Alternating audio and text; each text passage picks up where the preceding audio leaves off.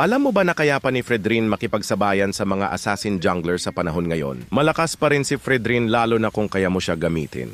Try mo na rin ang emblem at build na ipapakita ko sa'yo. Sa early game, priority mo dalawa ng X-Plane dahil dito lalabas ang unang pagong. Kung may maliliit na jungle ka na pwedeng makuha, kunin mo para makalamang ka. Mahalaga na makuha natin ang early game advantage sa side lane para tayo ang makakuha ng tempo ng laro. Bumibili agad ako ng Molten Essence para mabilis ako makapag-clear ng mga farm at extra damage kapag dumidikit ang kalaban sa akin. Ang kagandahan kapag tank jungler ka, sanay ka na masaktan at hindi mo kinakailangan ang iba upang ikaw ay protektahan. Makunat ka na, masakit pa ang damage mo kaya sobrang laking advantage nito sa team fight. Kaya siguradong kaya pa din ni Fredrin lumaban sa mga assassin heroes pagdating sa pagiging jungler. Ano ang masasabi nyo kay Fredrin mga lods? Malakas pa ba siya bilang core o mas okay kung X-Plane or roam na lang siya? Maaari mo ba ako i-follow at i-share itong video bilang suporta sa akin na baguhang content creator? Ito nga pala ang aking emblem at build sa Jungler Fredrin.